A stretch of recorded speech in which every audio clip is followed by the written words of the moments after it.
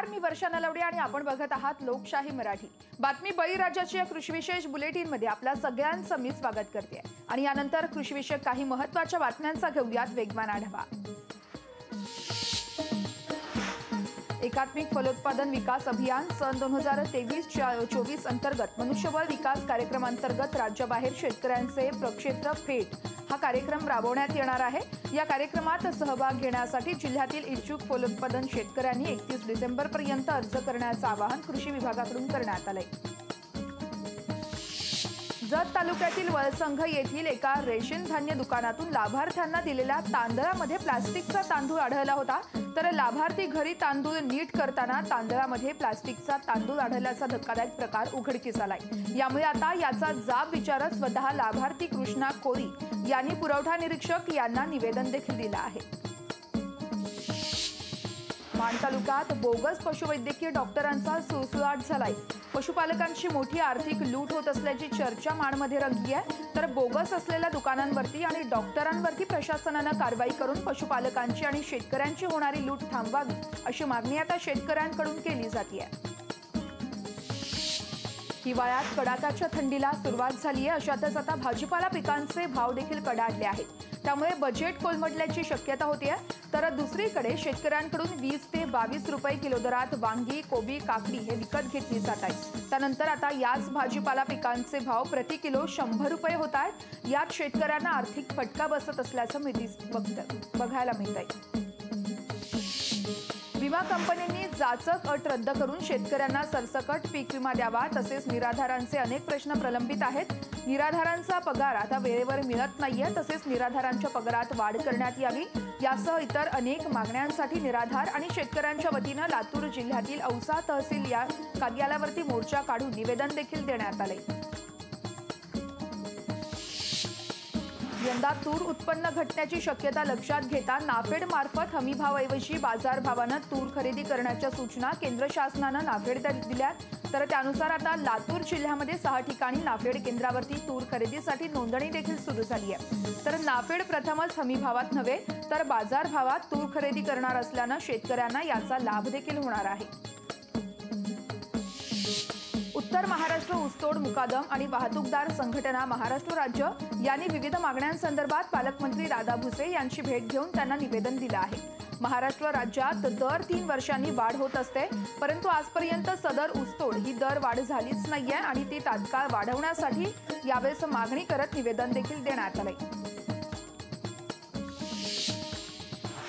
पवन मावळमध्ये रब्बी हंगामात ज्वारी, हरभरा, गहू पिकासोबत भाजीपाला घेतला जातो. तर कृषी विभागाच्या सल्ल्यानं टोमॅटो पिकाची लागवड देखील करण्यात आली आहे. शेतकऱ्यांना आर्थिक फायदा करून देणारे हे पीक असल्यानं मोठ्या प्रमाणावरती या परिसरात शेतकरी टोमॅटो पिकाची लागवड करतायत. राज्यात 340 लाख मेट्रिक टन एवढ्या ऊसाचं गाळप पूर्ण झालंय. तर सर्वाधिक ऊसाचं गाळप पुणे विभागात झालंय. राज्यात सर्वाधिक अर्थातच 77.21 लाख मेट्रिक टन ऊसाचं गाळप हे पुणे विभागात झालंय. तर आतापर्यंतच्या एकूण ऊस गाळपातून 293.81 लाख क्विंटल साखर हे उत्पादन करण्यात आली आहे.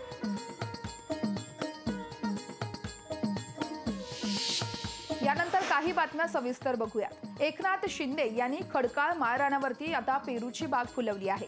झिगझॅग पद्धतीनं रोपांची लागवड त्यांनी केली आहे. त्यामुळे आता पाण्याची बचत होऊन लाखो रुपयांचं उत्पादन त्यांना मिळण्याची आशा आहे. तर पारंपरिक पिकाला फाटा देऊन सांगोला तालुक्यातील शिरभावी येथील शेतकरी एकनाथ शिंदे यांनी गावामध्ये एका वेगळाच आदर्श देखील निर्माण केलाय. एकनाथ शिंदे यांच्यासोबत या संदर्भात संवाद साधलाय आमचे प्रतिनिधी अभिराज उबाळे यांनी. आपण पाहूयात.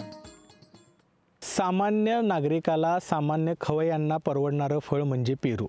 आता या पेरूमध्ये वेगवेगळे वाण आलेले आहेत आणि शेतकऱ्याला देखील त्या पेरूच्या शेतीतून भरघोस असं उत्पन्न मिळत आहे. आता आपण सांगोला तालुक्यातील शिरभावी येथील एकनाथ शिंदे यांच्या पेरूच्या शेतीमध्ये आहोत. आपल्यासोबत स्वतः एकनाथ शिंदे आहेत. मला सांगा, किती दिवस झालं तुम्ही पेरूची शेती करताय? याला खर्च किती येतो एकरी, उत्पन्न किती आणि पाण्याचं नियोजन कसं होतं? नमस्कार. पेरू लागवड ही करून 1 वर्ष पूर्ण झाले. 22 नोव्हेंबरची ह्या पेरूची लागवड आहे आणि ही लागवड पट्टा पद्धत म्हणजे झिगझॅग पद्धतीने ह्याची लागण केलेली आहे. झिगझॅग पद्धतीनं लागण करण्याचं एकच तात्पर्य आहे की झिगझॅग पद्धतीनं लागण केल्यामुळं रोपाची संख्या जास्त बसते आणि दुसरी गोष्ट म्हणजे ह्याला सनस्ट्रोक म्हणजे उन्हाचा चट्टा पडण्याचं प्रमाण जास्त आहे या पेरूमध्ये आणि झिगझॅग पद्धतीनं लागण केल्यामुळं उन्हाचा सनस्ट्रोक एका झाडाची सावली दुसऱ्या झाडावर पडत असल्यामुळं एका साईडच्या मालाला ऊन लागत नाही आणि ऊन लागत नसल्यामुळं जास्त माल डॅमेज होत नाही. डॅमेज माल न निघाल्यामुळं चांगला चमकदार शायनिंगचा माल तयार होतो आहे आणि त्याला उच्च दर्जाचा मार्केट बी मिळतं आहे. त्यामुळं ही पट्टा पद्धत लागण केलेली आहे. ह्याचं खताचं व्यवस्थापन शेणखत, कोंबडं खत, मळी, अजून कंपोस्ट असं एक 4 ते 5 लाख रुपये ह्याला आत्तापर्यंत खर्च आलेला आहे. पाण्याचं नियोजन केलं तर शेतीतून भरघोस उत्पन्न निघू शकतं, हेच आपण एकनाथ शिंदे यांच्या यशोगाथेमधून पाहिलंय. अभिराज ओबाळे, लोकशाही मराठी, शिरभावी, सांगोला. हिवाळ्यात कडाक्याच्या थंडीला सुरुवात झाली, अशातच आता भाजीपाल्यांचे भाव देखील कडाडल्याचं बघायला मिळत आहे. त्यामुळे बजेट कोलमडल्याची ओरड निर्माण झाली आहे. तर दुसरीकडे शेतकऱ्यांकडून 20 ते 22 रुपये किलो दरात वांगी, कोबी आणि काकडी विकत घेतली जात आहे आणि त्यानंतर याच भाजीपाला पिकांचे भाव हे प्रति किलो 100 रुपये होत आहेत. यात शेतकऱ्यांना आर्थिक फटका बसतोय. या संदर्भात आढावा घेतलाय आमचे प्रतिनिधी संजय राठोड यांनी. आपण पाहूयात. यवतमाळच्या भाजी मार्केटमध्ये जर पाहिलं तर मोठ्या प्रमाणात भाव जे आहेत भाजी मार्केटमध्ये वाढल्याने एकंदरीत पाहिलं तर गृहिणीचे बजेट जे आहेत आता कोलमडले आहे. एकंदरीत याच ठिकाणी जर पाहिलं तर वांगे असो, टमाटर असो, लसण असो, कांदे असो किंवा भेंडी असो, मोठ्या प्रमाणात जे आहेत या ठिकाणी भाव वाढल्याने गृहिणीचे बजेट कोलमडल्याने एकंदरीत पाहिलं तर खिशाला कुठंतरी आता कात्री बसण्याची शक्यता या ठिकाणी वर्तवण्यात येत आहे. एकंदरीत पाहिलं तर शेतकऱ्यांना मोठ्या प्रमाणात नुकसानसुद्धा मोठ्या शेतकऱ्यांचा या ठिकाणी होत असल्याने एकंदरीत शेतकऱ्यांजवळून जो माल आहे हा कमी भावाने व्यापाऱ्याकडे जातो आणि व्यापाऱ्याजवळून जवळपास जर पाहिलं तर दुप्पट आणि तिप्पट भावाने भाव वाढल्या जाते मार्केटमध्ये. एकंदरीत पाहिलं तर शेतकऱ्याजवळून जे आहेत 20 ते 22 रुपये किलो प्रति किलो फ्लावर असो, वांगी असो किंवा चवळी असो या घेतल्या जाते. मात्र मार्केटमध्ये जवळपास त्याचे पाहिले तर तिप्पट भाव होतात. 60 ते 70 रुपये, 80 रुपये किलो किंवा भेंडी असो ही सुद्धा 100 रुपये किलो आहे. नागरिकांनी खायचं काय आणि जगायचं काय असा प्रश्न या ठिकाणी निर्माण होते. तर दुसरीकडे जर पाहिलं तर काकडीसारख्या ह्या ठिकाणी जी काकडी आहे ती 100 रुपये ते 120 रुपये प्रति किलो खपत असल्याने गृहिणीचं खरंच यामध्ये बजेट कोलमडलेलं आहे. कुठेही जे आहेत या ठिकाणी जे आहेत भाव कमी होताना दिसत नाही. जर प्रत्येक वस्तू घ्यायला गेलं तर जवळपास ही 30 रुपये ते 40 रुपये प्रति पाव आहे. त्यामुळे गृहिणी कुठेतरी आता संकटात आल्याचं त्यांच्याकडनं सांगण्यातसुद्धा येत आहे. खरंच येणाऱ्या काळामध्ये भाजीचे भाव जे आहेत हे कमी होतील का याकडे सगळ्या गृहिणीचे लक्ष लागलेले आहे. संजय राठोड, लोकशाही न्यूज, यवतमाळ. अकोल्यातील डॉक्टर पंजाबराव देशमुख या कृषी विद्यापीठानं आयोजित केलेल्या 3 दिवसीय कृषी प्रदर्शनाला राज्यभरातील अनेक शेतकऱ्यांनी भेट दिली आहे. या भेटीवेळी अनेक शेतकऱ्यांनी या संदर्भात माहिती देखील जाणून घेतली आहे. तर कृषी प्रदर्शनाच्या विविध भागाची पाहणी देखील करण्यात आली आहे. तर कृषी विद्यापीठाचं कार्याचं कौतुक देखील यावेळी शेतकऱ्यांकडून करण्यात आलंय. या कृषी प्रदर्शनीचा आजचा शेवटचा दिवस आहे आणि या कृषी प्रदर्शनाला राज्यभरातून लाखो शेतकरी बांधवांनी हजेरी लावली आहे. शेतीविषयक नवीन तंत्रज्ञानाची देखील यावेळी त्यांनी माहिती जाणून घेतली आहे. भाऊसाहेब पंजाबराव देशमुख कृषी विद्यापीठ अकोला येथे दिनांक 27 डिसेंबरपासून म्हणजे त्यांच्या जन्मदिवसापासून हे ॲग्रोटेक दरवर्षी भरत असते. आम्ही सातत्यानं या ठिकाणी येऊन या ठिकाणी जे काही महाराष्ट्र शासन असेल, डॉक्टर पंजाबराव देशमुख कृषी विद्यापीठामध्ये जे काही तंत्रज्ञान इथं आहे ते तंत्रज्ञान पाहण्यासाठी आम्ही दरवर्षी या ठिकाणी येत असतो. खूप छान पद्धतीनं या क्रीडांगणमध्ये ही ॲग्रोटेक भरते आणि या ठिकाणी जे काही नवीन नवीन शेती करत असताना आपल्याला उत्पादनामध्ये सातत्यानं वाढ झाली पाहिजे, याच्यासाठी नवीन तंत्रज्ञान आम्हा शेतकऱ्यांना कसं मिळेल आणि ते गावात जाऊन आम्ही इतरही शेतकऱ्यांना सांगून जास्तीत जास्त शेतकऱ्याचं उत्पादन वाढवण्याचा आमचा प्रयत्न असते. यंदा तूर उत्पादन घटण्याची शक्यता वर्तवली जाते आणि त्या अनुषंगानेच आता नाफेड मार्फत हमीभावाऐवजी बाजारभावानं तूर खरेदी करण्याच्या सूचना या केंद्र शासनानं नाफेडला दिल्यात. त्यानुसार आता लातूर जिल्ह्यामध्ये 6 ठिकाणी नाफेड केंद्रावरती तूर खरेदीसाठी नोंदणी देखील सुरू झाली आहे. नाफेड प्रथमच हमी भावात नव्हे तर बाजार भावात तूर खरेदी करणार असल्यानं शेतकऱ्यांना याचा चांगला लाभ होतोय. शासनानं तुरीचा हमी भाव 7,000 रुपये प्रति क्विंटल जाहीर केलाय, तर बाजारात सध्या 9,200 रुपये भाव सुरू आहे. तरी शासनानं खुल्या बाजारात बाजारभावानं आता तूर खरेदीसाठी आदेश दिल्यात. त्यामुळे आता शेतकऱ्यांनी या खरेदी केंद्रांवरती जाऊन चालू हंगामाचा ऑनलाईन पीक पेरा नोंद असलेला 7/12 उतारा तसेच राष्ट्रीयकृत बँकेचे खातं आणि आधार कार्ड आणि सुरू असलेला मोबाईल नंबर घेऊन नोंदणी करून जास्तीत जास्त शेतकऱ्यांनी याचा लाभ घ्यावा असं आवाहन नाफेड जिल्हाधिकारी विलास सोमोरे यांनी केलं आहे. लातूर, औसा, देवणी, रेवणापूर, सताळा या सहा ठिकाणी तालुक्याच्या ठिकाणी खरेदी करण्यासाठी केंद्र मंजूर केलेले आहेत. तरी सदर खरेदी केंद्रावर शेतकऱ्यांनी तूर नोंदणी करावयाची आहे. त्याकरिता शेतकऱ्यांनी ई पीक पाहणीचा पीक पेरा 7/12 चालू हंगामाचा 7/12 आधार कार्ड व बँकेचे पासबुक घेऊन जाऊन या योजनेचा जास्तीत जास्त शेतकऱ्यांनी लाभ घ्यावा. जत तालुक्यातील वळसंघ येथील एका रेशन धान्य दुकानातून लाभार्थ्यांना दिलेल्या तांदळामध्ये प्लास्टिकचा तांदूळ आढळलाय. लाभार्थी घरी तांदूळ नीट करताना तांदळामध्ये प्लास्टिकचा तांदूळ असल्याचा धक्कादायक प्रकार उघडकीस आला.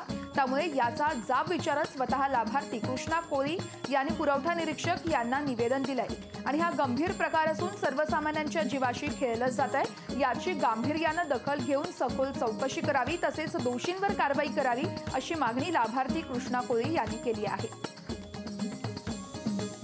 लहान बालकांना, ज्येष्ठांना जर यातून जितक्या स्वरूपाचं त्यानं सेवन केलं जाईल तितक्या स्वरूपाचं ते त्या जीवाचं हानिकारक आहे. अन्नपचन होत नाही खाल्ल्यानंतर. त्याच्याबरोबर आतडीला सूज येते. आतडीला सूज आल्यानंतर माणूस दगावूसुद्धा शकतोय. त्यामुळे ह्या ज्या घोटाळ्या प्रकरणी माननीय जिल्हाधिकारी सो सांगली, प्रांताधिकारी सो जत, तहसीलदार सो जत यांनी तात्काळ ह्याची सखोल चौकशी करून अन्य कोटे तांदूळ वाटप केलेले आहे. त्यांनी त्या दुकानातनं जे धान्य त्यांनी तांदूळ वाटप केलं आहे त्यांनी तात्काळ थांबवावा.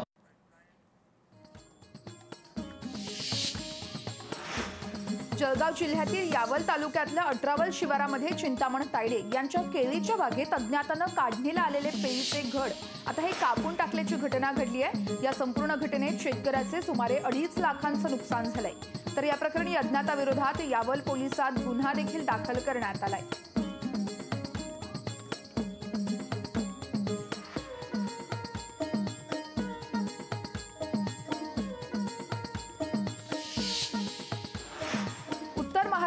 ऊसतोड मुकादम आणि वाहतूकदार संघटना महाराष्ट्र राज्य यांनी विविध मागण्यांसंदर्भात पालकमंत्री दादा भुसे यांची भेट घेऊन त्यांना निवेदन देखील दिलं आहे. तर महाराष्ट्र राज्यात दर 3 वर्षांनी वाढ होत असते, परंतु आजपर्यंत सदर ऊसतोड दर वाढ झालीच नाहीये आणि तात्काळ ती वाढवण्यात यावी अशी मागणी यावेळेस करण्यात आली आहे. तर ज्याप्रमाणे ऊसतोड मुकादमावरती जो कायदा लागू होतो तोच कायदा ऊसतोड मजुरांवर देखील लागू झाला पाहिजे, तसेच कायदा होणं गरजेचं आहे असं म्हणत यावेळेस निवेदन देण्यात आलं आहे. आम्ही आज बांधकाम मंत्री पालकमंत्री भुसे साहेबांच्या ऑफिसला आमचं शिष्टमंडळ आलं होतं आणि त्या शिष्टमंडळात आम्ही निवेदन दिलं. त्या निवेदनाच्या माध्यमातून त्यांना भाववाढी संदर्भात सांगितलं आणि आम्ही ज्या कारखान्यामार्फत उचल घेतो किंवा वाहतुकीदार आम्हाला उचल देतो तीच उचल आम्ही मजुरांना देतो आणि तेवढ्यासाठी कायद्याच्या चौकटीत काहीतरी कायदा झाला पाहिजे. कारखाना आम्हाला देतो, आमच्यापासून 7/12 खाते उतारा, कोरे चेक वगैरे सगळं घेतो. आम्ही जे लेबरला देतो ते आमच्याकडे फक्त वहीवर राहतं. तर कायद्याच्या चौकटीत बसून काहीतरी झालं पाहिजे. आमच्याही पैशाला मजूर 1-2 ठिकाणी पैसे घेतं, तिसऱ्याकडे निघून जातं. आम्हाला काहीच करता येत नाही आणि म्हणून आमची लबाडीवरती पडते. माण तालुक्यामध्ये बोगस पशुवैद्यकीय डॉक्टरांचा सुळसुळाट झाल्याचं बघायला मिळतंय। पशुपालकांची त्यामुळे मोठी आर्थिक लूट होतीये, तर अशा चर्चा देखील माणमध्ये रंगल्याचं बघायला मिळतंय। बोगस असलेल्या दुकानांवरती आणि डॉक्टरांवरती प्रशासनानं कारवाई करून पशुपालकांची आणि शेतकऱ्यांची होणारी लूट थांबवावी अशी मागणी आता शेतकऱ्यांकडून केली जाते। तर जनावरांवरती उपचार करणाऱ्यांकडे व्हेटनरी काउन्सिलची मान्यता प्रमाणपत्र लागतं। बोगस वैद्यकीय डॉक्टरांचा बिल्ला घेऊन शेतकऱ्यांच्या बांधावर जाऊन आर्थिकदृष्ट्या मुक्या प्राण्यांच्या जीवाशी खेळ खेळत लूट होत असल्याचं बघायला मिळतंय। ते जे डॉक्टर येतात ते अल्पशिक्षित किंवा बोगस डॉक्टर असल्यामुळे समजा एखाद्या गायीला गुचिड ताप झाला असेल त्याचं त्यांना निदान होत नाही, ही गडी येतो त्यांनी तापाची इंजेक्शन देत बसतात, तोपर्यंत आमच्या खिशातून 5 ते 7 हजार रुपये जातात। एखाद्या गायीला सिमेंट द्यायचा असेल तर त्याचा माझाचा कालावधी किती आहे काय आहे ते अल्पशिक्षित डॉक्टरांमुळे मार्गदर्शन होत नाही आणि आमच्या 6-6, 7-7 सिमेंट एका गायीला द्यावे लागतात। मग काय जरी 200 रुपये घेतात, काय जण 300 रुपये घेतात, तर 6 सिमेंट दिले किंवा 5 सिमेंट दिले तर 200 रुपये प्रमाणे 1000 रुपये होतात, 300 रुपये प्रमाणे 5 सिमेंटचे 1500 रुपये जातात आणि ते सुद्धा आमच्या उत्पादन खर्चामधूनच पैसा जाणार असतो। आणि सगळ्यात महत्त्वाचं या सरकारला आमची विनंती आहे किंवा जो पशुधन विभाग असेल त्यांना की यांचं दरपत्रक कुठेतरी ठरवा। आता बातमी वाशिम मधून आहे। वाशिमचे इंजुरी गावातील प्रगतशील महिला शेतकरी पूजा अजय ढोक यांना डॉक्टर पंजाबराव देशमुख यांच्या 125व्या जयंतीनिमित्त अमरावतीमध्ये आयोजित करण्यात आलेल्या कृषी प्रदर्शनाला विदर्भ स्तरीय उत्कृष्ट शेतकरी पुरस्कारानं गौरवण्यात आलं। यावेळेस माजी मंत्री यशोमती ठाकूर आणि शिवाजी शिक्षण संस्थेचे अध्यक्ष यांच्या हस्ते ढोक या दाम्पत्याला सन्मान चिन्ह प्रदान करण्यात आलं। तर पूजा ढोक यांनी आपल्या शेतात आता नाविन्यपूर्ण प्रयोग करत भरघोस असं उत्पन्न देखील घेतल्याचं बघायला मिळतंय। तर ट्रॅक्टर घेऊन स्वतः शेतात राबत असतात। त्यांनी याविषयी आता तीळ पेरणीसाठी प्लास्टिक बॉटलचा वापर करून उगवण शक्ती वाढवण्याचा यशस्वी असा प्रयोग देखील केलाय। तसेच आरोग्यवर्धक खपली गव्हाचं त्यांनी विक्रमी उत्पादन देखील घेतलंय। त्यांनी अनेक पिकं सेंद्रिय पद्धतीनं पिकवून विषमुक्त शेतीची आता वाट धरली आहे। असा पुरस्कार मिळवणाऱ्या त्या वाशिम जिल्ह्यातील पहिल्याच महिला शेतकरी ठरल्यात।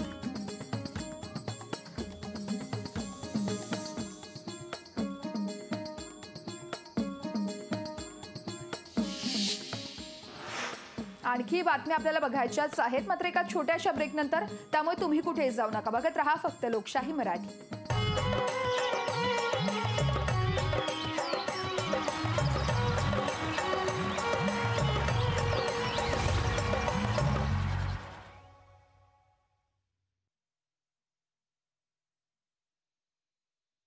अमरावतीत कृषीरत्न डॉक्टर पंजाबराव भाऊसाहेब देशमुख यांच्या 125व्या जयंतीनिमित्त राष्ट्रीय कृषी प्रदर्शन आयोजित करण्यात आलं होतं। या प्रदर्शनामध्ये आकर्षणाचा केंद्रबिंदू असलेला सुलतान रेडा सर्वांचंच लक्ष वेधून घेत होता। त्याची किंमत 51 लाख एवढी आहे। तर सुलतान हा मुरराहा या जातीचा रेडा असल्याची माहिती आहे। या रेड्याची किंमत ऐकून सर्वच थक्क झाले। महाराष्ट्र शासन आयोजित महापशुधन एक्स्पो 2023 मध्ये सुलतान याचा देशात द्वितीय क्रमांक तर महाराष्ट्र राज्यात प्रथम क्रमांक आला आहे। सुलतानचे मालक पोपट श्रीधर गिरवले यांनी त्याची खूप काळजी घेतली आहे। दररोज सुलतानचा आहार सुलतान याचा दररोज चारा हा 5 किलो शेंगदाणा पेंड तर 10 लिटर दूध, अंडी तसेच हिरवा चारा, ऊस, घास तसेच आता मका आदी लागतं। तर मुरराहा या मादी दिवसाला आता 27 लिटर दूध देतात। तर सुलतानचे वय 5 वर्ष 3 महिने आहे आणि वजन 1100 किलो आहे। या कृषी प्रदर्शनात हा सुलतान रेड्याला पाहण्यासाठी सर्वांचीच गर्दी होत असल्याचं बघायला मिळालं। मी देऊळगाव सिद्धी गिरवले डेअरी फार्ममधून आलेलो आहे। ह्या रेड्याची जात मोर आहे, नाव सुलतान आहे। याचं वजन 1100 किलो आहे। दररोजचं त्याला 5 किलो शेंगदाणा पेंड लागते, 25 अंडे लागते, 10 लिटर दूध लागतं, मका लागते, घास, हे सर्व खाद्य लागतं। आणि कृषीविषयक बातम्यांसह बुलेटिनमध्ये वेळ झाली आता इथेच थांबण्याची। इतरही बातम्या बघण्यासाठी तुम्ही बघत रहा फक्त लोकशाही मराठी।